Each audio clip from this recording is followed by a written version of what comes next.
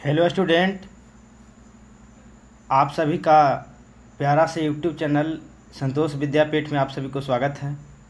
आज हम लोग इस वीडियो में क्लास 10th अर्थशास्त्र इकोनॉमिक्स पार्ट 1 का बहुत ही महत्वपूर्ण ऑब्जेक्टिव सवाल करने वाले हैं। तो आप इस वीडियो को शुरू करने से पहले मेरे वीडियो को शेयर कर दें, चैनल को सब्सक्राइब कर दें और ग्रुप में शेयर भी कर दें। तो शुरू करते हैं। पहला ऑब्जेक्टिव क्या कहा गया है इसमें कि इनमें से किसको प्राथमिक क्षेत्र भी कहा जाता है।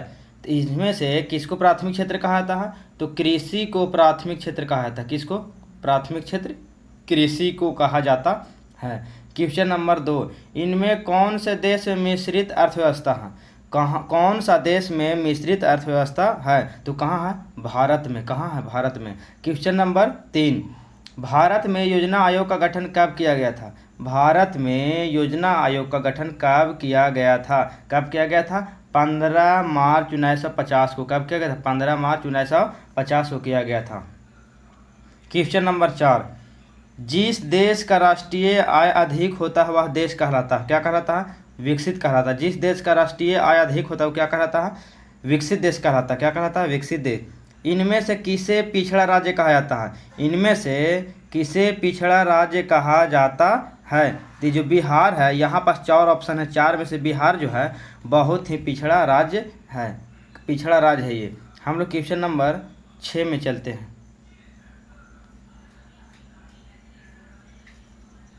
शेयर बाजार के नियामक संस्था है। शेयर बाजार की जो नियामक संस्था है एसबीआई है। एसबीआई कौन है? एसबीआई है। क्वेश्चन नंबर 7, भारत में किस राज्य की प्रति व्यक्ति आय सबसे कम है? सबसे कम किस राज्य की जो प्रति व्यक्ति आय है कम है? तो कहाँ का? बिहार का जो प्रति व्यक्ति है सबसे कम है। क्वेश्चन नंबर हम लोग 8 में चलते हैं। 8 में क्वेश्चन नंबर में क्या है?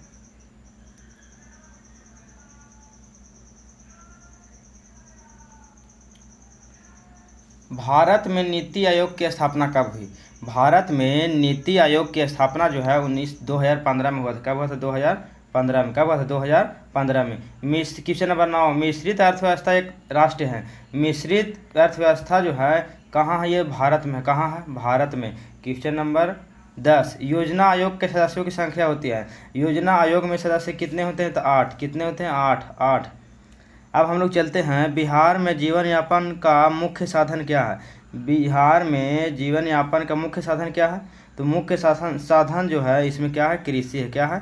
कृषि है मुख्य साधन। देश में सब्जी के उत्पादन में बिहार का स्थान है।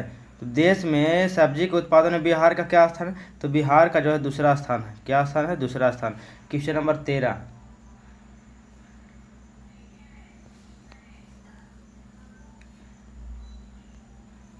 भारत के पड़ोसी देश में किस देश का प्रति व्यक्ति आय सबसे अधिक है? तो किस देश का प्रति व्यक्ति आय सबसे अधिक है? तो क्वेश्चन नंबर 13 का आंसर हो जाएगा श्रीलंका। क्या हो जाएगा? श्रीलंका। इनमें से कौन सा राज्य आयोग के पदेन अध्यक्ष होते हैं? तो कौन अध्यक्ष होते हैं? योजना आयोग के अध्यक्ष कौन होते हैं? तो कौन होते हैं? प्रधानमंत्री। कौन होते हैं? प्रधानमंत्री। अब क्वेश्चन नंबर हम लोग 15 में जाते। 15 में क्वेश्चन नंबर में क्या है? क्वेश्चन नंबर 15 में है,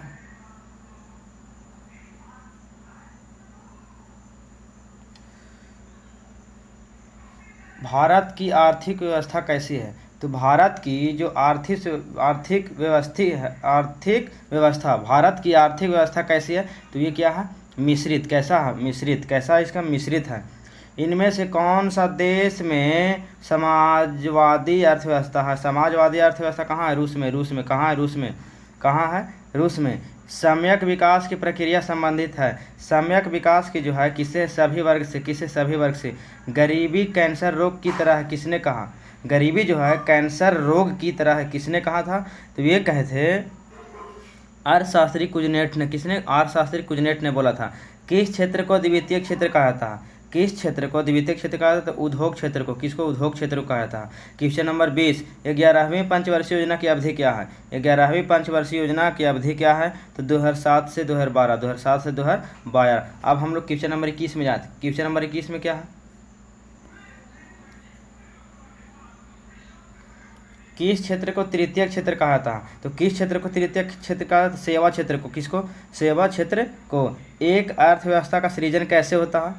तो प्राकृतिक संसाधन से भी, भौतिक संसाधन से भी, मानवीय संसाधन से भी, इनमें सभी संसाधनों से। ऑप्शन नंबर इसका डी आंसर हो जाएगा।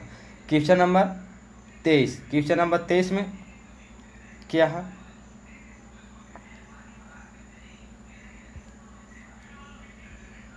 राष्ट्रीय विकास परिषद का गठन कब हुआ?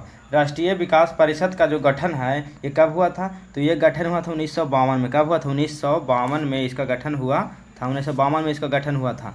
अब क्वेश्चन नंबर हम लोग 24 में चलते हैं। किसी अर्थव्यवस्था में उत्पादन के साधनों पर किसी व्यक्ति या निजी संस्था का अधिकार रहता है। तो किसका अधिकार रहता है इसमें? तो पूंजी अर्थव्यवस्था का। किसका? पूंजी अर्थव्यवस्था में। भारत की प्रथम पंचवर्षीय योजना का कार्यकाल क्या था? तो भारत की प्रथम पंचवर्षीय योजना का काल क्या था? तो इसका जो काल था 1951 से 56 था। क्या था?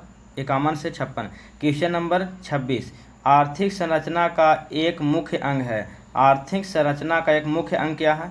तो आर्थिक संरचना का मुख्य अंग है इसमें शिक्षा भी है, स्वास्थ्य एवं सेवाएं भी है, यातायात एवं संचार भी है, इनमें सभी। Option number D. आर्थिक क्रियाओं का उद्देश्य होता है। आर्थिक क्रियाओं का जो उद्देश्य है इसमें क्या होता है? तो जीविकोपार्जन। आर्थिक क्रियाओं का मुख्य उद्देश्य जीविकोपार्जन। Question number 28। पशुपालन एवं मत्स्य पालन किस क्षेत्र का अंग है? पशुपालन एवं मत्स्य पालन किस क्षेत्र का सेवा है? तो प्राथमिक क्षेत्र। किसका? प्राथमिक क्षेत्र में होता है। अब हम लोग क्वेश्चन नंबर 29 में चलते हैं। क्वेश्चन नंबर 29 में है, निम्नांकित में कौन सामाजिक संरचना का अंग है? निम्नांकित में कौन सामाजिक संरचना का अंग है? तो शिक्षा एवं प्रशिक्षण भी है, स्वास्थ्य सेवाएं भी हैं, आवास भी है, उपर्युक्त सभी। कौन है? उपर्युक्त सभी। Question number 30। सामान्यतः किस देश के विकास का स्तर किस आधार पर, किसी देश के विकास का स्तर किस आधार पर निर्धारित किया जाता है? तो किसके आधार पर किया जाता है? प्रति व्यक्ति आय के आधार पर भी, साक्षरता दर पर भी, स्वास्थ्य की स्थिति पर भी, इनमें सभी। ऑप्शन नंबर क्या हो जाएगा? डी हो जाएगा। अब क्वेश्चन नंबर हम लोग 31 में चलते हैं। क्वेश्चन नंबर 31 में क्या है? क्वेश्चन नंबर 31 में है,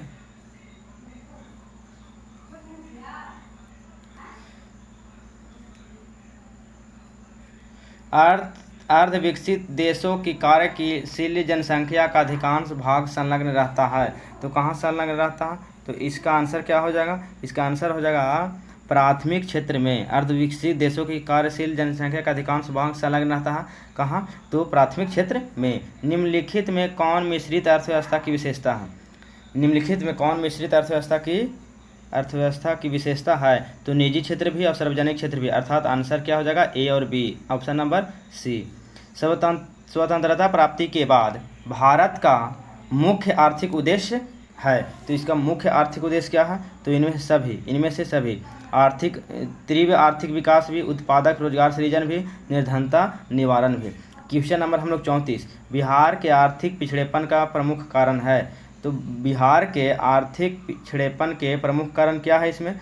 तो जनसंख्या में तेजी से वृद्धि भी है, कृषि पर अत्यधिक जनभार भी है, बाढ़ एवं सूखा का प्रकोप भी है। ऑप्शन नंबर डी, इनमें से सभी। आर्थिक विकास की माप के लिए सबसे उपयुक्त सूचकांक है। तो सबसे उपयुक्त सूचकांक कौन है आर्थिक विकास की माप के लिए? आर्थिक विकास की माप जो है किससे मापा जाता है? तो ये हो गया प्रति व्यक्ति आय, ये सूचकांक है। बिहार के जमशेदपुर में लोहा एवं इस्पात के कारखाने की स्थापना कब हुई थी? तो ये 36 का जो आंसर है ये क्या हो जाएगा? 1907 में। कब हुआ था? 1907 में। अब क्वेश्चन नंबर हम लोग 37 में चलते हैं। 37 में, क्वेश्चन नंबर 37 में चलते हैं।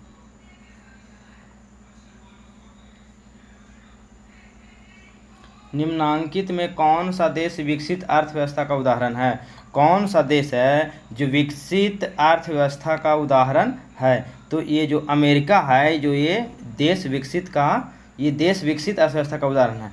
Question number 38। विश्व पर्यावरण एवं विकास आयोग की स्थापना कब हुई? तो विश्व पर्यावरण एवं आयोग की स्थापना 1983 ईस्वी में हुई थी। कब हुई थी? 1983 ईस्वी में हुई थी। अब क्वेश्चन नंबर 39 में है आर्थिक समृद्धि का संबंध है। आर्थिक जो समृद्धि का संबंध किससे है? सामाजिक संस्थाएं से। किससे? सामाजिक संस्थाएं से। अब क्वेश्चन नंबर 40, आर्थिक विकास का गैर आर्थिक कारक कौन है? आर्थिक विकास का गैर आर्थिक कारक कौन है? तो सामाजिक संस्थाएं। कौन है? सामाजिक संस्थाएं। जीवन की, क्वेश्चन नंबर 41, जीवन की भौतिक गुणवत्ता का सूचक है। जीवन की भौतिक गुणवत्ता का सूचक क्या है? तो ये हो जाएगा जीवन प्रत्याशा भी, शिशु मृत्यु दर भी, मौलिक साक्षरता भी, इनमें से सभी। इसका आंसर क्या हो जाएगा?